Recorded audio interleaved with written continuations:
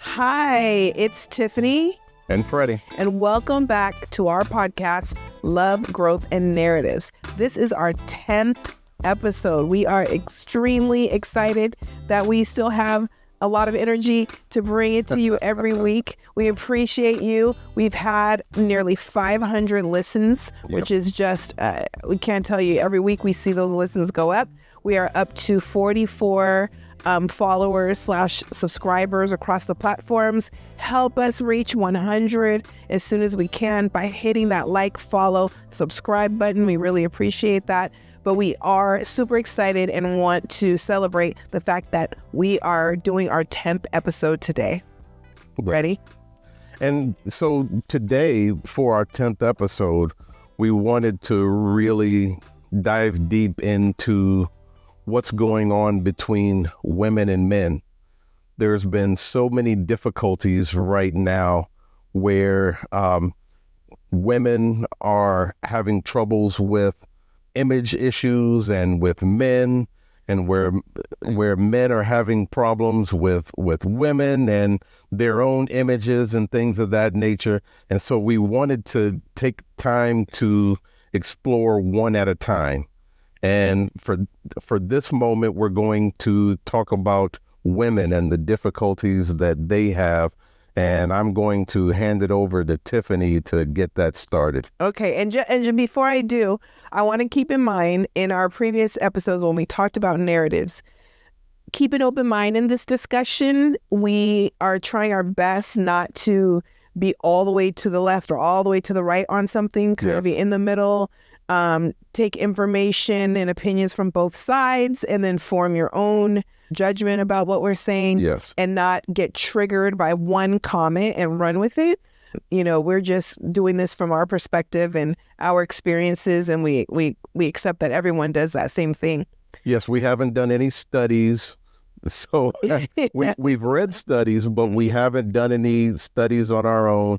And so this is just how we see it. Right. It's how we see it. We've read articles. We've experienced life, you know, as a man and a woman and a boy and a girl.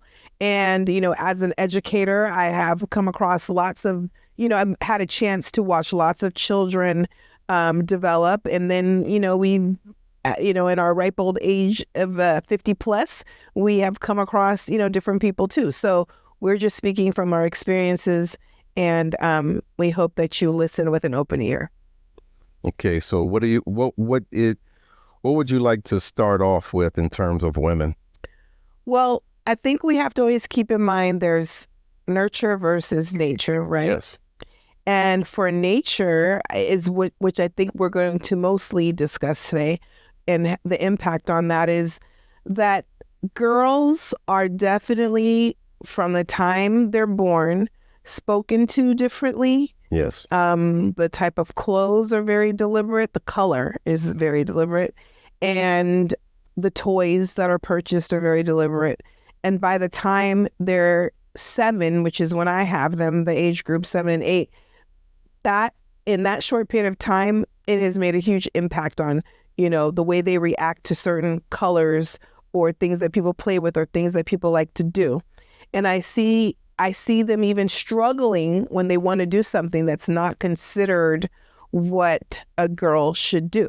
You know, I've had students in the past who don't like their hair long. They don't want to wear a dress. And these are stereotypical things that we think girls should, you know, do.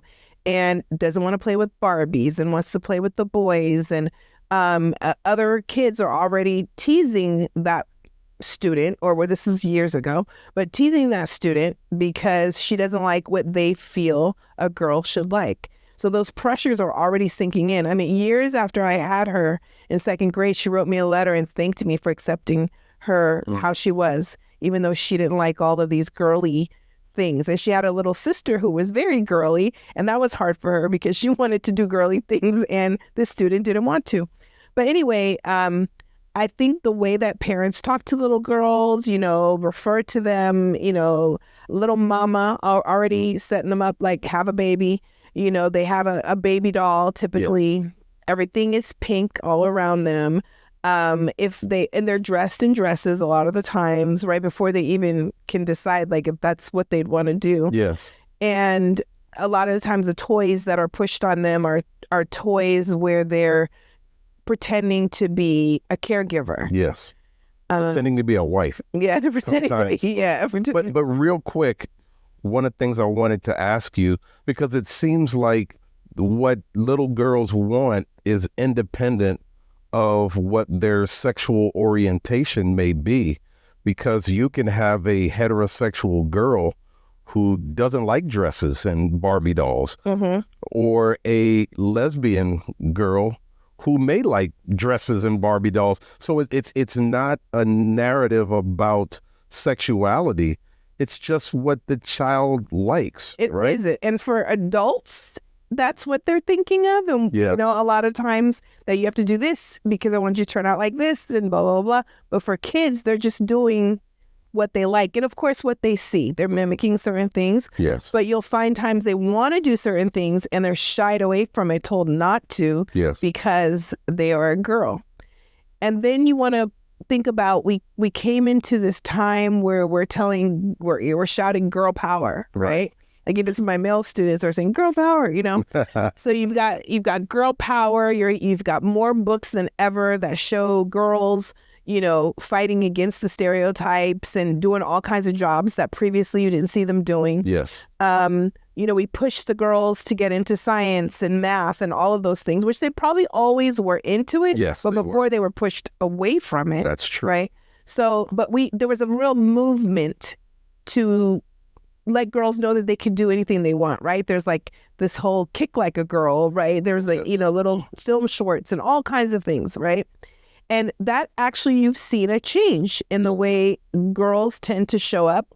For the majority, I still see girls very mothering at that young age, but they are taking more risks, feeling more confident about what they can do, being more open about the things that they want to do. Yes. There's a lot of that going on, right? And so when you push that further into adulthood, you end up with women that you're seeing them take on these professions you never seen them take on before. Yes. They're going to college in record numbers. Yes. You know, they're side by side a lot of times with men in very high positions. You're just seeing this huge shift in what women do, right? Now you have this woman like running for president. Not that she's the first one, but probably the first one that could possibly, you know, make it, right? There was a time where we would have never guessed that there would be, right? Just looking at the past, that there would be a female as a president. As much as we say one day there could be a female president, right? It hasn't happened so far. But we do see that women and girls are pushing past their counterparts because they've had this surge of freedom to be what they want to. But again, when I moved to the adulthood phase, we're hearing a little bit of men referring to these women as being masculine. Yes. Referring to them as wanting to be men, referring to them as feminists in a very negative term. Yes. Referring to them as, you know, well, you don't need a man, then I'm not going to help you. I'm not going to do anything for you. Right. You can do it all yourself. You know, you're trying to take our place. You're emasculating us. You start to hear all of these things, right? And it's a contradiction for women. Like, wait a minute, I was told I could work where I want to work and dress how I want to dress and, you know, go to school and all of these things. But now when I do and speak up, right? It's a big thing. Now I'm being called a man for doing this stuff. Yeah, and a lot of that comes way before that, now in going into kindergarten and into grade school, because, you know, and I may catch a lot of flack for this, but it seems like girls are typically more conscientious than boys are at 5 and 6 years old. Mm-hmm. You know, they're typically more mature. And so they're typically able to sit down and care about getting work done, which is why statistically, and this is regardless of socioeconomic level, girls are doing so much better than boys in school. And so you keep that going all through school, where the boys are being upstaged by the girls. And then you get out of high school and boys are expected to take over I don't know how they're supposed to do that. but that's what they're told that they're supposed to do, that boys should be leaders and boys should take over. Right. But they don't have the background in order to do that. Right, because also the parenting style is often very different, right? Girls are taught to take on responsibility much sooner or more regular than a boy is expected to do that. Yeah. You know, the girl's doing a lot of household things, typically helping out with the younger siblings, cooking, cleaning, everything. Yes. You know, and a lot of times the boys are just like, boys will be boys, and maybe they might take out the trash, but that's minimal compared to a lot of times the work that we see girls do in the home. And so, you know, if you're being taught how to be responsible and how to take on things and do things, then by the time you get a little older, it's time to step out on your own. You are going to be more prepared to do things on your own, where the males are still being taught to kind of, you know, have their mom or to be catered to. Yes. More so. And so when it's time for them to become adults, a lot of times they're looking for a female, a woman, absolutely, to come in and do those things for them that they didn't learn to do for themselves. Really. So with that all said, and how girls are progressing in school and beyond, how does that conflict with the image problem, in terms of where girls also sometimes by parents and by their communities are told to be softer and be quiet and don't speak your mind, and some of them are still threatened with the "you're going to be an old maid and no man's going to want you"? Help me understand how all of that goes into it as well. Well, I feel like there's a little back and forth with that, right? So, you know, you're told to be, typically, you know, historically, girls have been told to be like quiet and softer, mind how they say things and all of that. But then there was this surge of speak up and use your voice and you count and, you know, say what you have to say. And then when you start doing that, then you get pushed back to adulthood. Hey, you're too loud. Right. You're too emotional. You know, you need to calm down. Like, you think you're the boss. Stop trying to be bossy. Stop trying to be a man. And then you have women now telling each other and themselves, well, I want to be soft. I want to live a soft life, which there's nothing wrong with that, right? I think everyone should have a moment of strength and softness and whatever. We should all be able to flow back and forth between those things.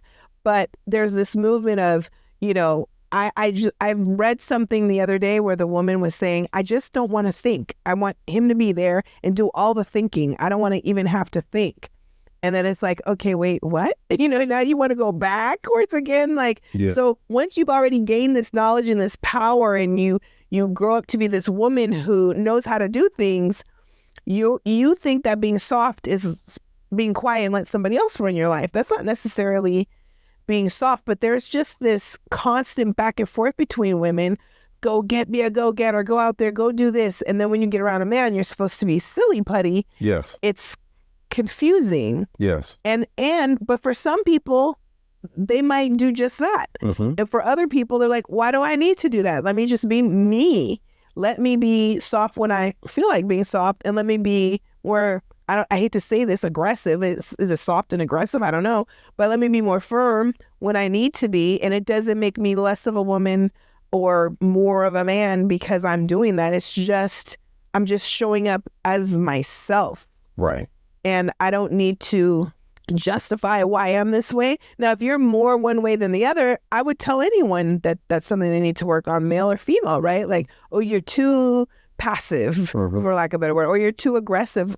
Anyone should hear that if they're going too far to either side. But it shouldn't be based on what gender they are or what society thinks masculinity or femininity is. You should be able to define being a woman for yourself. Of course, a little bit is going to be what you see out there, but allow people to show up how they want to show up, how they most feel comfortable, instead of trying to fit this norm and try to fit some way of being. And then you just contradict it anyway when the person actually starts to do that, you know? Yeah, and not only that, but I've noticed in prominent positions, especially in politics, where women will be judged based on how they look, their hairstyle, the way they dress, whereas men don't see any of that. I remember when Hillary Clinton first ran for president, every so often she would change her hairstyle, and the press would just lose their minds as if somehow that was going to signal a shift in her policies or something. I don't know, but they would lose their minds when Michelle Obama had the nerve to show her arms in public, Yeah. these types of things that, of course, men do all the time. It just seems like there's a different there's a different level of criticism there. Absolutely. And this reminds me of a conversation we were having last night that will spill over into when you're talking about boys and men, the vulnerability, right? Women are naturally, I guess, vulnerable because in society, we don't have the same power. And so we are vulnerable all the time. We're vulnerable just walking down the street. We're not even trying to be. I'm just trying to go across the street to Target, and I'm vulnerable because I'm a woman.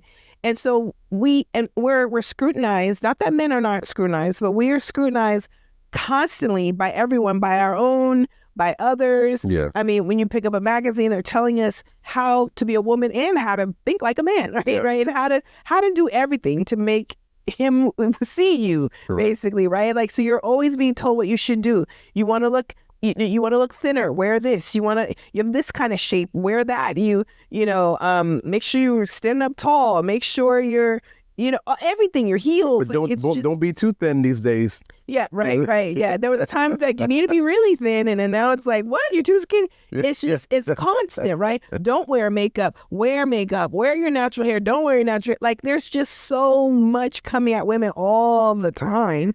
Plus the threat to our safety, just being alive. We are naturally vulnerable. So at times when we hear men saying they have a hard time being vulnerable because, to a woman or to anyone really, because it's thrown back in their face or whatever, that's how we live. Yes. That's how we live all the time. Yes. And we have to still consider being vulnerable. Yes. If we're not, then we're considered being like men anyway. But my point is that if women can learn to be vulnerable, well, we have to. It's not even something you learn. It's just the way it is. Then I think it's not so big of an ask for men to go through that and deal with. I'm not saying they should have to deal with somebody throwing it in their face or making it difficult for them to be vulnerable, but maybe take a look at how women are vulnerable all the time, right? We're vulnerable towards our spouses. Like, we have to wait to be asked to get married. And if a woman does it, oh my gosh, she's torn to bits and pieces for asking. So there's a lot of scrutiny that we go through, and we still push through. Yes. And we still push forward, and we're still excelling. Maybe, I would suggest that men take a look at that and see how they can apply it to their own lives. I do think that, there is a portion of women in their quest to be heard and seen and have equal rights that may have created a hate for men. I know that's something that men are talking about, like, women seem like they hate men, and there is a sector or percentage of that goes on, so I understand that that's something that women need to deal with. It's not okay. If it's not okay for men to bash women, it's not okay for women to bash men. 100%. And of course, we've done nothing to deserve that. Sorry. I'm going to hear about that in the comments. But no. I mean, yeah, men have earned some of those badges they've gotten, and I'm not saying women haven't, but I think. But I think one of the things that you were talking about in terms of vulnerability is one of the reasons why women are able to deal with certain things that men aren't. I mean, I look at, so Tiffany's in some groups online, Facebook and stuff like that. And I look at these women who don't know each other. Support groups. Yes. And how they can be honest and vulnerable and helpful and cheerleading of each other and all of those different types of things. And I remember I looked one day, let me see if I could find a man's group. There isn't one. There isn't one. You know, for a man, it's like, hey, man up. What the hell's your problem? You know, so I think that the fact that you're able to at least explore your feelings and explore your vulnerability is one of the reasons why you tend to do better. And I think we have more freedom, even though we get criticized and told we're acting like a man. Yes. Or you might have going the other way. There's people who criticize a woman who might be more passive to her man, and she likes the idea of him being the head, and she's, subordinate or whatever the correct terms are. They get criticized as well. I think that I think it's easier for us to be many different ways than it is for a man to show up in different ways, right? But you have, women give each other these certain litmus tests as well. Well, you're not this kind of woman or that kind of woman. And I've heard years ago, I heard about these different types of femininity and stiletto femininity and lipstick femininity. I don't even know what any of this stuff means, but I've heard of it. Yeah. And you still have those groupings where it's where you can't be in this group because you don't fall neatly into this category. Right. And so can you speak more about some of those categories? Because I don't know anything about them. I mean, one I can think of to me that sticks out to me is the makeup versus no makeup situation, right? Like, so this assumption that if someone wears makeup, they don't like themselves, they're trying to cover their face up, they're trying to be someone they're not, which I think a lot of that comes from men. Yes. Because I mean, a lot of women just enjoy putting on makeup. It's fun. It's like a way to dress up. It's like clothes. It's like a man has a beard and whatever he likes to do, right? It's not so deep as it's made out to be, although for some people it is. Then you have your people who are like, well, just be natural, your natural beauty.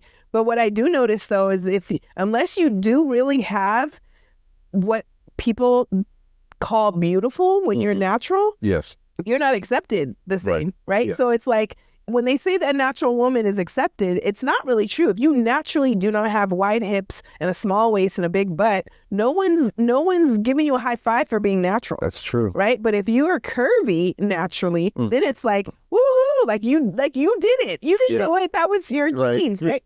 Yeah. But so we are dealing with all those little things like, then there's the stay-at-home mom versus the working mom, and now within the stay-at-home moms, there seems to be like, Joseph just mentioned today an almond mom, which I hadn't heard that one before, but I've heard crunchy moms and there's like all these little categories, Yes. and it's quite interesting. Or I've been told, like, when I decided to get my master's, someone said like, oh, you're not going to find a husband because you're putting too much emphasis on your education. Right. You're spending time on that. I mean, there's just so many, and women feel that way sometimes too, right? Like, I didn't hear that particular comment from a woman, but sometimes women feel that too. Like, you need to find a man, you need to find a husband, right? Yeah, because you don't want to. What they're trying to say is you don't want to build yourself to the point where men are intimidated by you. Right.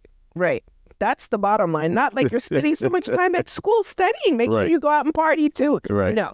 Right. No, right. Yeah. You don't want to intimidate our feelings. Right. And there's an assumption that you want a man who's like that, right? Like, if a man who acts like that, I don't want a man who acts like that. Like, why would you be intimidated by someone being educated who's most likely going to probably educate your kids? Like, why would that bother you? But yet it does. But going back to women also are giving a hard time to each other. If it's a predominantly the field or career you're in and it's predominantly women, sometimes women clash with the other women. Yes. They'll call her names and say that she's bossy and, argumentative or whatever the case may be, when it's just, they're just doing their job. Yes. So we do actually put each other in these little pockets and make it harder sometimes. But there's also, like you said, there's also a real sisterhood too. Yes. That takes place that is very valuable if you get yourself in the right group with the right people. that is very empowering, where you can just be yourself and be heard. I'm finding that those groups are even more so accepting of the broad, different types of women too. It's not just like, there's like some woman who she has an online Facebook or something where she's telling women about etiquette and how to behave and how to sit and how to do all those things and to end up getting a husband. And okay, there's room for that too, right? But don't put down the woman who's like, wearing pants and a CEO who can also find, her husband too. So this idea that it's a certain type of man that wants a certain type of woman, and if you don't fit, if you on either side, either of those things, then you are not high value, as one popular podcaster once said. All this value information, based on a certain set of standards that most people can't live up to. Right. And then they start fighting with each other about this. And it's like, are you stopping to think about real life?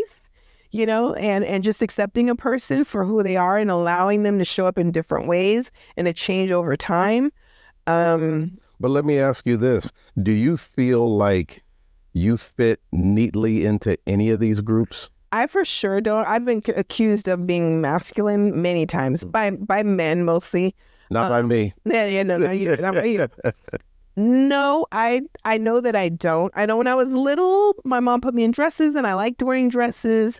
As I got older, I would here and there, but I'm not most comfortable in a dress. Yeah. Although when I put on a wedding dress, I like it a lot. I'm like, ooh, this is so pretty. So, but I don't feel like I have to be any one way. Yeah. I don't. I can go outside with makeup or without makeup. Yeah. I know the judgment's still going to be there. Right. But I'm going to do what I want to do with my face. And I think everybody should. Because you're going to be judged regardless. You can be judged regardless. Yeah, absolutely. And I think I've become definitely more outspoken as I get older, and that can be hard for, in my past, like a lot of the men that I've dated, like they want you to be assertive in certain areas. In other areas, they don't want you to be. They want you to be passive. And, but I just kept on being me. Right. And finally, I found someone who accepted that. But before that, I did have a mindset like, do I need to be more like this? Maybe I'm asking too much. Maybe I'm not this. I wasn't really allowing myself to be who I wanted to be because I was always worried about what everybody else think. How am I supposed to behave? How am I supposed to behave as a woman? How am I supposed to behave as a Black woman? Because there are differences. Yes. And so it's too much. It's too much to try to remember. Right. All the while you're changing, you're having new experiences, you're developing, you're growing, but yet society is still telling you, but you're supposed to be like this at the end of the day. Right. And that was hard. So no, I did not always fit in, and I probably never will. And I'm finally okay with that. I just want more people to be okay with it before they reach their 50s. Yes. Or before they go through so much hell. Like, absolutely. Can we get people like as young as possible? I try to tell my students, be comfortable with who you are. I see them so uncomfortable looking around, afraid to even answer a question. They're 7, and that's already been put in them to not be confident that they can make a mistake. Yes. And so we talk about that a lot, and we talk about mistakes being, a way for thinking and growth to happen, and everyone makes them, and just be comfortable with who you are. You got to even get comfortable with people laughing at you because you can't control that. You're not going to stop it. And it doesn't stop because you get older. No, it doesn't. I just had somebody call me some kind of name yesterday. I didn't even tell you about it on my social media. Like, he didn't like that. I made a comment about, there was the post about the woman who got proposed to after she had just won a medal. I think she was in China. And the look on her face was like, you could tell she wasn't that comfortable because it was literally while she's standing up there getting her medal. And he comes up there and I'm saying how, oh my gosh, I didn't want to get proposed to like that. I always told him don't do it when it's attached to a bunch of other things. And he's like, well, if you got proposed to, he must have been desperate because there was nobody else. And take that word fit out of your name. He's calling me Big Shirley. I'm like, wow, okay. Which is huge when a man is disagreeing with you, especially on the internet. They go straight to attacking anything about you physically because they know traditionally that is something that gets to a woman. Yeah. Her weight, her looks, her butt, whatever. Yeah. That and I just thought, oh my goodness, all of this over me saying that, hey, look at her, and I could tell she didn't want to be, proposed to with millions of people watching after just trying to be excited about her own medal, Right. So anyway, I'm getting more and more comfortable, which I shouldn't have to, with being judged. But definitely I don't fit that mold that, most people think how a woman should show up. Should there be a mold?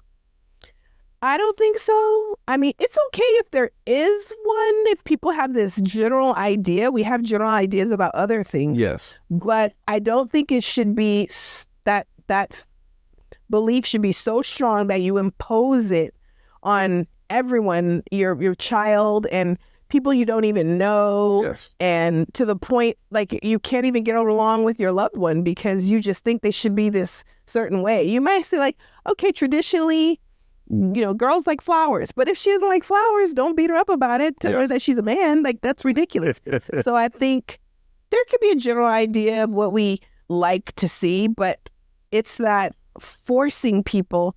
It's either you're blocking them out if they don't do what you think they should do, or you're considering them less than, you're telling them that they're acting like a man. This big thing of acting like a man is just exhausting. Yeah. I heard one woman say, "What, I'm not peeing standing up." Like, what are you talking about? You're telling me that cutting my grass is acting like a man or whatever it is. So I don't know. I would prefer that there wasn't such an emphasis on it, but I know it's probably not going to go away. I would just like people to open up and not do it so much and give kids a chance to really see who they are before we put all of this heavy stuff on them about who they can't be.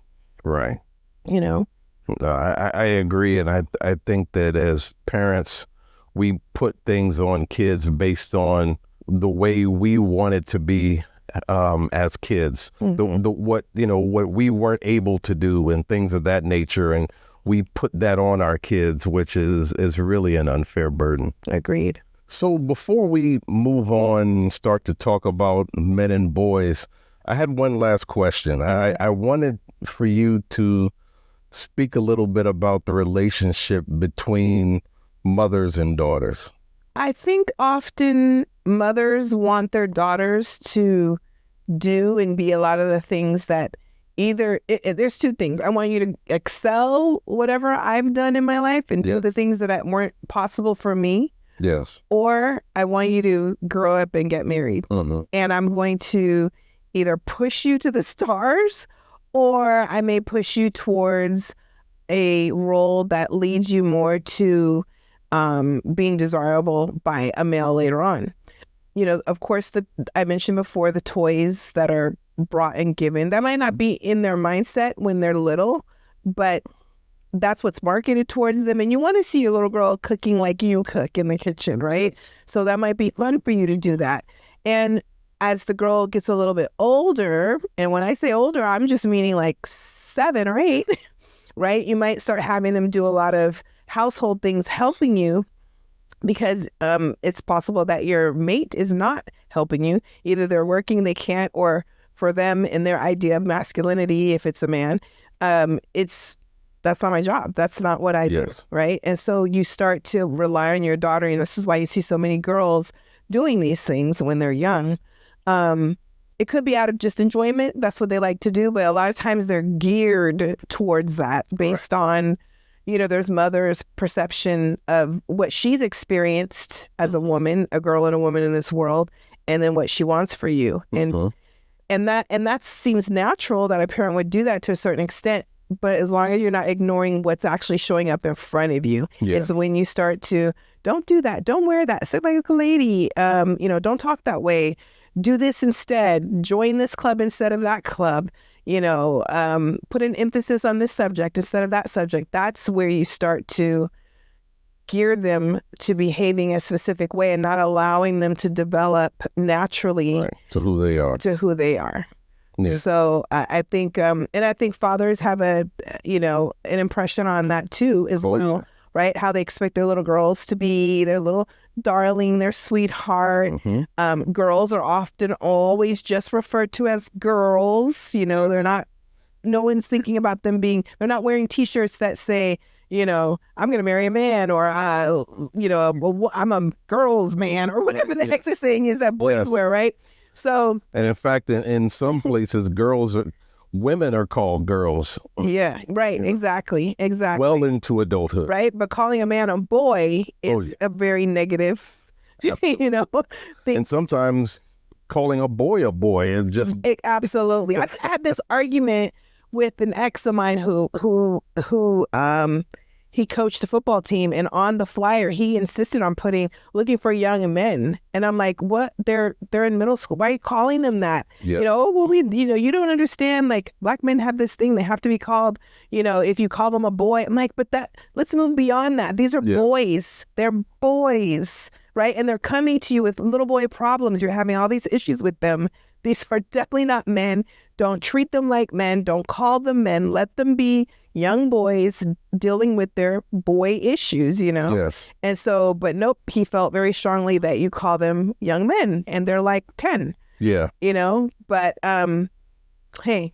Yeah, and I think that brings us into a good segue to start talking about boys, men and boys, and how we treat our boys even when they're young. One of the things that I remember as a child, my father used to travel a lot for work, and he would take me into the living room, or he'd come into my room and he'd say, all right, so I'm going to be out of town for a few days, and I want you to take care of your mother and your sister. And I'd be like 4 or 5 years old, and I'm saying, yes, Daddy, okay. And he would leave town, and I'm scared out of my mind, but I'm like walking around the house, okay, I'm going to attack whatever comes in. I'm like, I'm a child. I'm like 4 or 5 years old. What am I going to do? Right. But I had it in my mind, okay, I got to protect my mother and my sister. And my sister was older than me as well and stronger than me, but I have to protect them. And I did that, unfortunately, to my sons. I didn't realize the damage that I did to my sons and the damage that was done to me. When you were talking about the old boyfriend saying that you don't understand what little boys need, I was that same guy. I was this, and I still have a habit of calling little boys man. I have a habit. I'm trying to get out of that. I was just around my little nephew who's 2 years old. I'm like, hey, man, and now that I think about it, that's just totally ridiculous. He's not a man. He's a boy, and that's a good thing. Let him be a boy. Let him do these things. And so for boys, we get two different types of treatments, and they're conflicting. Where the man wants to say, you got to man up. I used to always tell my sons, manhood isn't a light switch. You got to work on that. This is something you got to do, but they're too young to start working on that. But then oftentimes from mothers or others, they would look at them as, that's my little baby. Right. And so now you got this kid who's going into middle school and can't tie his shoes, don't know how to blow his nose. Right. But ready to fight. But ready to fight. Absolutely. Absolutely. And so I had to look at what I was doing with my sons and going through a constant process of evaluating what I'm doing with my sons. And not only that, but I have 2 sons, and they're 2 totally different people. And so you can't treat them the same, but neither one of them would have been good for this, man up, stop all the crying, all of that kind of stuff. with our youngest son, who's now 16, I've learned over the past few years of really letting him have his emotions and letting them come out and showing vulnerability. And I think that we have become a lot closer because of it. But I think that as men, we really desperately need to reevaluate how we treat not just our sons, but our nephews and grandkids, grandsons, and boys around the neighborhood. We really do need to treat them differently. We need to allow them to grow into who they're going to be. And not all of them are going to be macho. Not all of them are going to be football players or basketball players, and that's okay. And not all of them are going to be leaders in the relationship. In fact, most of them probably won't be leaders. Right. And with what boys are dealing with now, they need as much help as they can get, because girls are so far ahead of them already, just being so much more mature than boys are. And boys not having that ability to just sit down and listen when it comes to schoolwork and not having that conscientiousness, boys are falling so far behind. And this is across the board. This is regardless of race. This is regardless of socioeconomic level. Boys are falling by the wayside. And then they get into middle school and high school where they have cell phones and computers. And because they don't feel powerful in their own lives, they got to go to video games. They have to play Call of Duty, where I can feel like, at least in this alternate universe, that I have some level of power and strength, and so they do that all the time. And you get these guys that, even as they get older and get into adulthood, they're not in the job market. They're not in school. They don't even have friends. They're just sitting there online because that is the only source of power, or what they think of as manliness, even though it's virtual. It's not even real.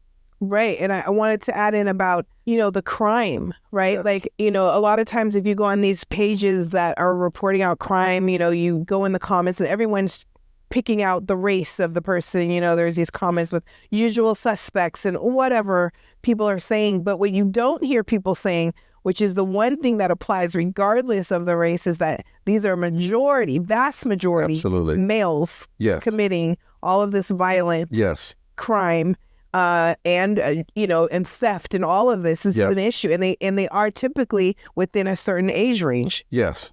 And especially when you look at probably nowadays between 15 and maybe 27, 28 years old. Mm-hmm.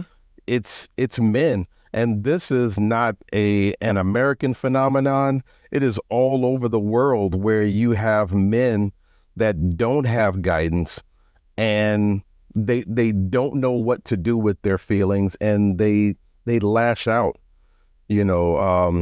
As a child, I wasn't allowed to cry. It was man up. What's wrong with you? You acting like a boy. Well, I am a boy. So usually or acting like a girl, which is another one. The famous insult. But and I didn't learn all of these things until getting into my late 40s, early 50s, which is way too late in life. I've missed too many opportunities because of the fact that I didn't allow myself just to be vulnerable and to get into my emotions and things of that nature. But what I would say is, because as humans, we tend to make these radical swings. And so if we don't want boys to act like men right off the bat, we go in the opposite direction and just keep them little boys forever. Right. Mm-hmm. And so we have to figure out a happy medium here, mm-hmm. where we're giving the boy enough to grow, but not expecting them to grow too quickly, and to not grow into the man that I wish I had been but never was, and so now I'm going to throw that on my son. Right. And I've seen that.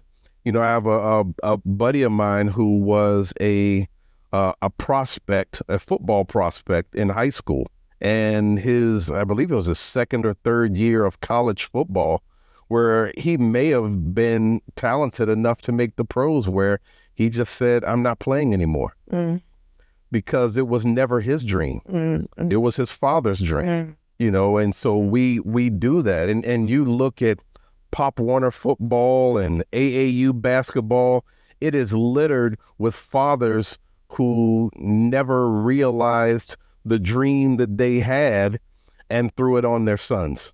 And that's not all of them, but it's enough of them for it to be a problem. Right. Where these boys turn into men and don't even realize who they are.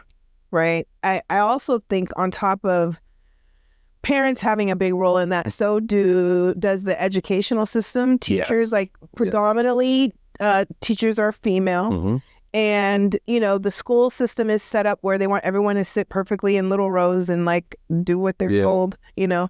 And there's a lot of kids who don't fit that, boys and girls, but there's a lot of kids who don't fit that mold, and particularly boys. They need to they need to move a little bit, and the subject matter needs to appeal to them.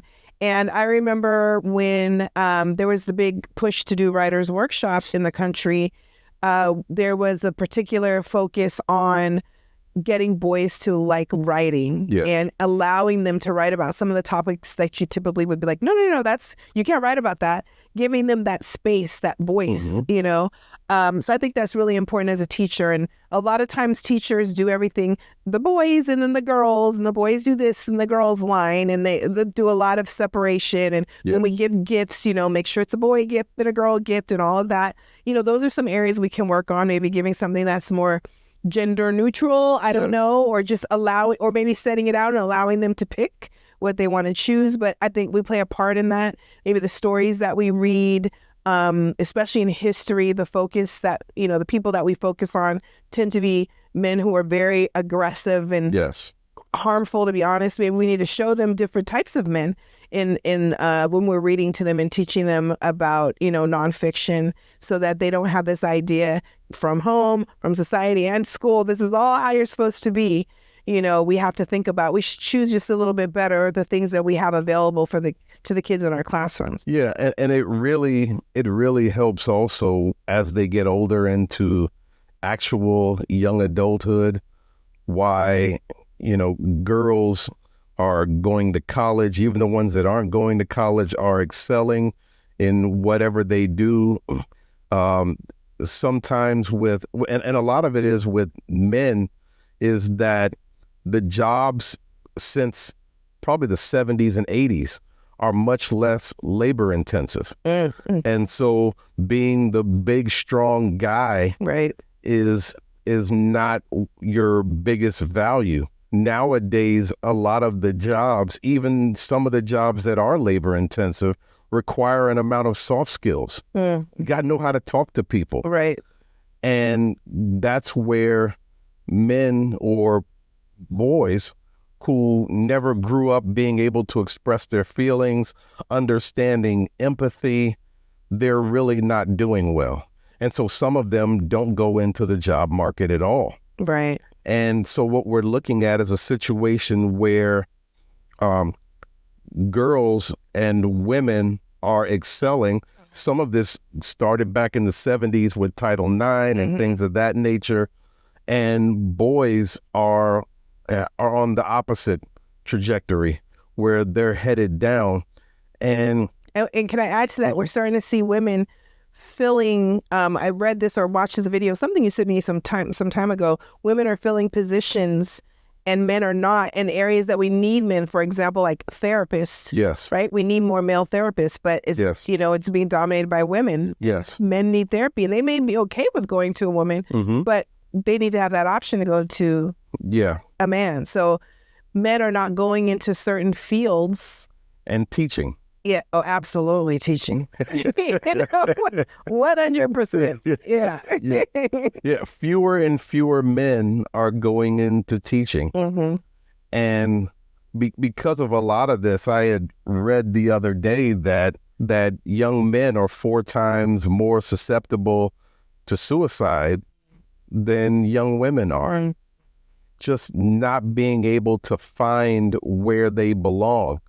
And I've seen over the past few years where there has been a growing narrative that we need to go in and try to help these boys and help these men.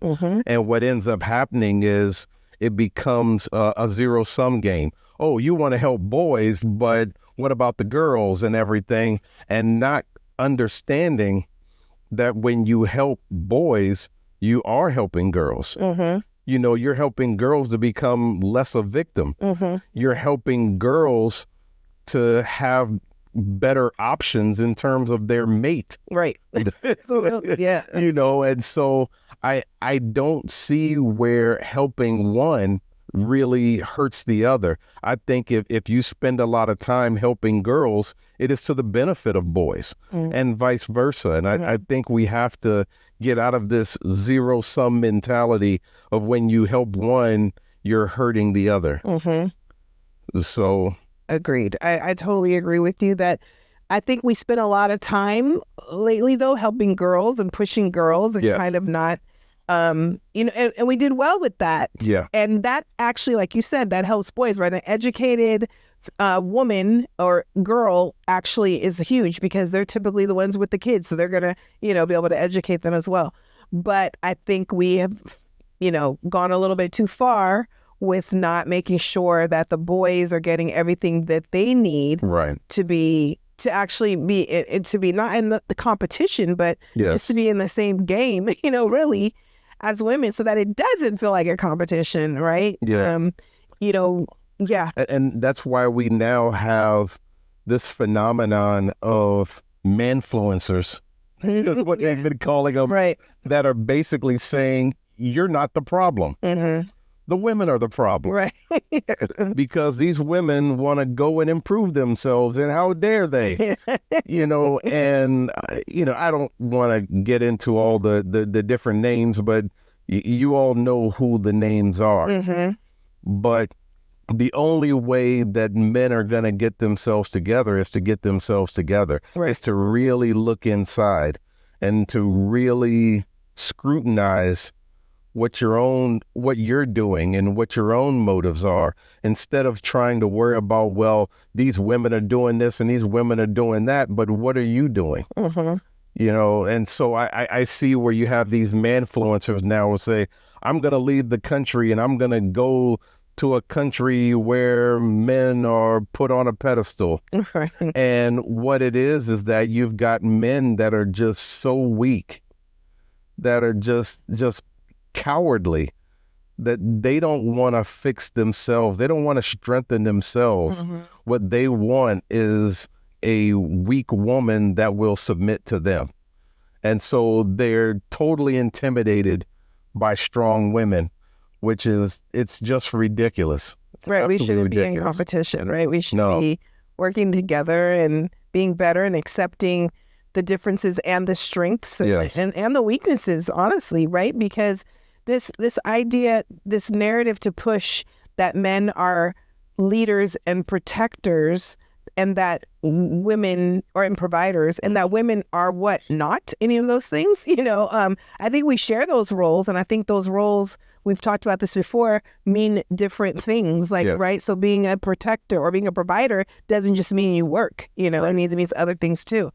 I just think assigning these certain things to male or female or based on how they show up, you know, it's really hurting society. And we're just spending too much time fighting on it instead of fighting some of the real issues together. You know, it's just another way to divide the in-group and out-group, you know, situation. It really is. I mean, I've seen successful relationships where the woman is out working and leading a company and the guy is home taking care of the kids.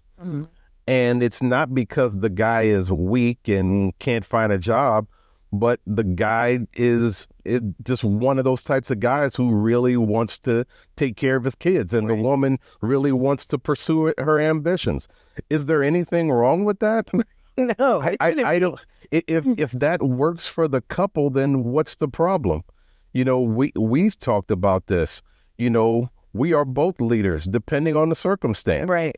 And the things where you have more knowledge or you're better positioned, you lead and I follow, and vice versa. And so it doesn't have to be this this pressure, because I know too many men who aren't leaders. Mm-hmm. Or they may just be good at some things and not others. And that's kind of the way all humans are. Right. I don't think anybody's good at leading everything. Right. And maybe they are leaders, but they need a break. Yes. You know what I mean? They need a break or they need help. Like, who doesn't, right? Yes. They're human, Yes. right? And we don't want our men, committing suicide, right? You talked about somebody, in one of the podcasts previously who was just under a tremendous amount of pressure, and look what happened, And, I mean, I know people commit suicide for different reasons, but sometimes it's because they're just handling way too much. And they don't see a way out. Mm-hmm. They really don't. Mm-hmm. But one of the other things I wanted to discuss real quick had to do with, the vulnerability of men. Because I've talked to too many guys that say, well, when I show vulnerability, it gets weaponized against me. And that is a thing. It does absolutely happen. And I agree with them. But to me, that's not a reason to not be vulnerable. Right. To me, that's a reason to find another woman. Mm-hmm. Right. So, another friend, right. Another whatever it is, or if set boundaries. If I can't be vulnerable with you, mm-hmm. then I can't be with you. Mm-hmm. So let's just, right. But instead of, but I understand in some ways, because for men who aren't used to being vulnerable and it gets turned on them, right, it hurts even more, because they're going through a lot just to be vulnerable. The reality is that without vulnerability, you will never make real connections. Right. Whether it be in a romantic relationship, with friendships, whatever the case may be, without a level of vulnerability, there is no true connection. Mm-hmm. And I've seen married couples, been married sometimes 20, 30, 40 years and never been vulnerable to each other. And it's like, what do you have? Mm-hmm. You've got a roommate. Right. That's it. Mm-hmm. But for men, we have to just deal with it. Mm-hmm. And I've had that in previous relationships where it was weaponized against me. Okay, you're just not the woman for me. Mm-hmm. Okay. Right. But that doesn't mean that I'm not going to be vulnerable to the next woman, mm-hmm. because there's no other way to find true connection. And so you just have to look at it that one person wasn't right for you. Right. That one friend wasn't right for you. Right. Or if you find yourself in a circle of people like that, in a culture of that, then you need to get out of that circle. Get out, get away, try to change it. Something, don't accept it and become a part of your own problem in your own way. Yes. But we as men have to do better, but we can't do better at the expense of our women. We have to do better along with our women, putting our arms around our women and our mothers and our sisters and everyone else. We have to do better. We are different. Men and women are largely different. Mm-hmm. There's nothing wrong with being masculine, mm-hmm. actual masculine. I'm not talking about, beating up on women and all that. I'm talking about actual masculinity. There's absolutely nothing wrong with it. Mm-hmm. And we have to get out of that attitude where it's one or the other, where I'm either going to be this abusive man or I'm going to be this weak man. Right. So we have to allow the spectrum of masculinity to exist, right? Yes. So when we say there's nothing wrong with being masculine, that shouldn't bring us to one. No, it doesn't. Way of being. It doesn't. Yeah, you're right. Mm-hmm. Each man has to define that for himself. Mm-hmm. Just like with women and femininity, we talked about the groups and all that kind of stuff. Right. And men have they have groups, but it's not well defined. I mean, women kind of have, they've got names for it and clubs and T-shirts and all that kind of stuff.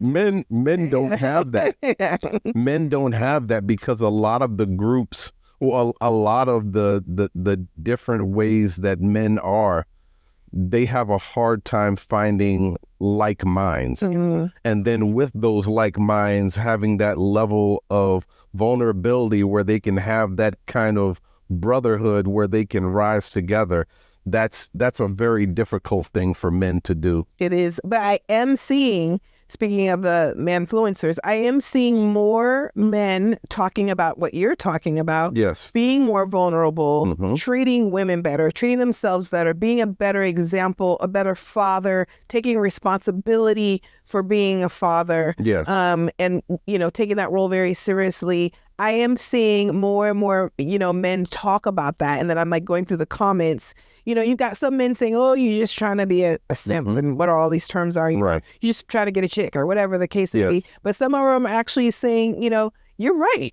Yeah. You're right. This is what I want. This is what they're looking for. The more that those people come out and speak, you're going to inspire other people to speak up. Yes. And that group is going to get bigger and you're just going to grow as men. Like, yes, it's about growth. Absolutely. And as we start to wrap this up, I still want to give a shout out to two groups of mine of men who are able to be vulnerable with each other and challenge each other to be better. My running group, Black Men Run, out here in Los Angeles, we really encourage, after we run or bike or walk or whatever, to have real discussions and real networking opportunities.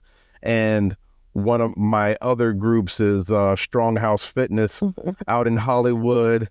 My man Jerry and all the brothers out there, Ben and all of them out there, having a gym atmosphere where we cheerlead each other, where we support each other, and we can have real conversations. There's just nothing in this world better than that. Yeah. So it's what you guys need. It is. And it's good to see. It is. It makes me feel good. It makes me feel hopeful.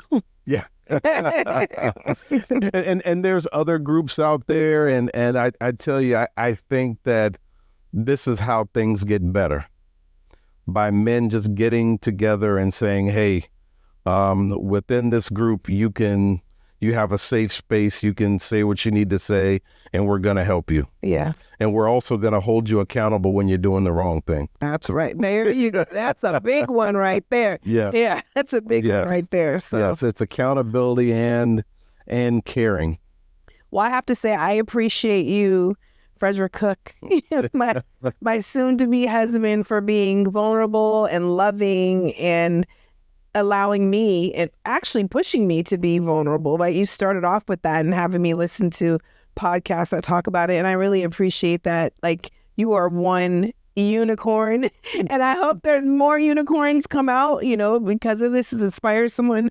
But I really appreciate finding you. So I get to be who I am and who I want to be and grow.